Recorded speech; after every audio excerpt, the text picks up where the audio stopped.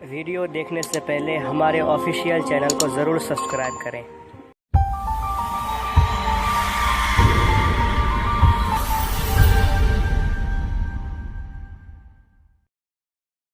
تمہارا رب حیا کرنے والا سخی زندہ اور کریم ہے۔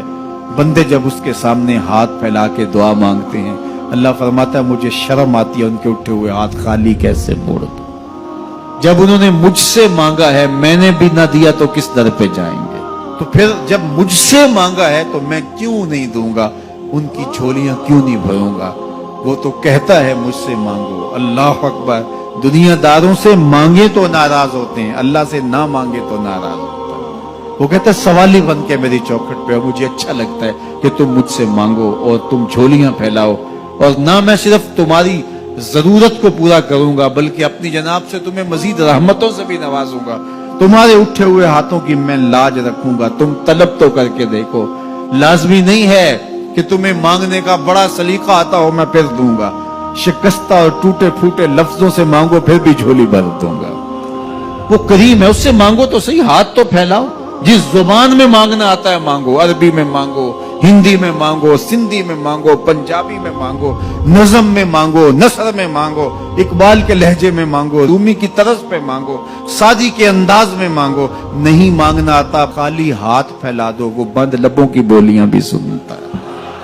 آؤ تو صحیح اس کی چوکھٹ پہ، جھولی تو پھیلاؤ۔ زلیخا بت کے آگے ہاتھ جوڑے کھڑی تھی، کیا کہہ رہی تھی؟ یا صنمی یا صنمی، اے میرے بت مجھے بچھڑا ہوا یوسف ملا دے۔ اس کا اعتقاد تھا کہ یہ مجھے دیتا ہے، اور وہ ہاتھ جوڑے کھڑی تھی، لیکن وہ پتھر کا مادو بلا اس کی کیسے فریاد سنتا۔ لیکن وہ روزانہ کھڑی ہو جاتی تھی، دعائیں مانگتی تھی، یا صنمی اے میرے بت مجھے بچھڑا ہوا یوسف ملا دے۔ زندگی گزرتی گئی، لیل و نہار کروٹیں کھاتے گئے، عمر ڈھلنے لگی، چہرے پہ جھریاں ابھرنے لگی۔ وہ روزانہ سر شام ہاتھ جوڑتی اور بیٹھ جاتی، لیکن کوئی جواب نہ آتا۔ ایک دن رات کا پچھلا پہر تھا، یا صنمی کا وظیفہ چل رہا تھا، نیند کا جھٹکا آیا، زبان بل کھا گئی، کہا یا سمادی۔ آواز آئی جبریل جا یوسف کے گھوڑے کا رخ موڑ دے، بچھڑی ہوئی کو یوسف ملا دے۔ مالک اس نے تجھے تو نہیں پکارا، یہ تو بت کو پکار رہی ہے۔ وہ تو زبان بل کھا گئی اور یا صنمی کے بجائے یا سمادی کے لفظ آگے، کہا جانتا ہوں۔ لیکن اتنا عرصہ ہوا بت کو پکارتے ہوئے، اس نے کوئی جواب نہیں دیا۔ آج اس کے لبوں پہ میرا نام تو آیا ہے، جیسے بھی آیا ہے۔ اگر میں نے بھی نہ دیا، میرے اور بت میں فرق کیا ہوا؟ جا بچھڑی کو یوسف ملا دے۔ کوئی مانگے تو صحیح، کوئی ہاتھ تو پھیلائے۔ ہم تو مائل بکرم ہیں، کوئی سائل ہی نہیں۔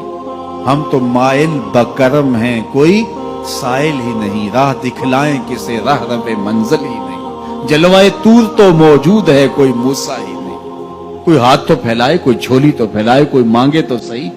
دنیا والوں سے مانگے تو ناراض ہوتے ہیں، اللہ سے نہ مانگے تو ناراض ہوتے ہیں۔ دنیا والوں سے مانگنا ہو تو وقت دیکھنا پڑتا ہے۔ اب تو صاحب سو رہے ہوں گے، اب تو ناشتے کا وقت ہے، اب تو دفتر کی مصروفیت کا وقت ہے، فراغت کے لمحے ہوں گے تو بات کریں گے۔ تو کسی دنیا دار سے بات کرنا ہوتا ہے تو وقت دیکھنا پڑتا ہے، لیکن رب سے جب مرضی بات کرو در رحمت کھلا ہوا پاؤ گے۔ لا تاخذہ سنۃ ولا نوم، نیند کیا اسے اونگ بھی نہیں آتی۔ جب بھی مانگو گے دستے کرم کشادہ پاؤ گے۔ جب بندے اس کے سامنے ہاتھ پھیلا کے مانگتے ہیں، اللہ فرماتا ہے مجھے شرم آتی ہے ان کے اٹھے ہوئے ہاتھ خالی کیسے موڑ دوں۔ تو ہم بھی اللہ کے حضور دعائیں کرتے ہیں، اگر کسی کو وہاں جانا نصیب ہو تو وہ تو قبولیت کے بہترین لمحے ہیں، اور اگر نصیب نہیں بھی ہوتا تو 9 ذی الحج کو ہم یہیں کھڑے ہو کے کہتے ہیں مالک وہاں تو آ نہیں سکے، یہاں تو کھڑے ہیں، میرے مالک تو کرم فرما دے اور ہمارے صغائر کبائر سارے معاف فرما دے۔ تو 9 ذی الحج کا روزہ بھی رکھا جائے اور اللہ کے حضور دعائیں بھی مانگی جائیں۔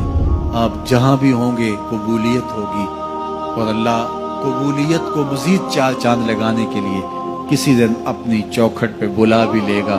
وہ کیا کسی نے کہا تھا کہ کام آخر جذبہ بے اختیار آ ہی گیا، کام آخر جذبہ بے اختیار آ ہی گیا، دل کچھ اس صورت سے تڑپا ان کو پیار آ ہی گیا۔ تو ایک دن اللہ ہمیں اس سعادت کے لیے اپنی چوکھٹ پہ بھی بلائے گا۔ اللہ آپ سب کو بار بار حج بیت اللہ کی سعادت نصیب فرمائے۔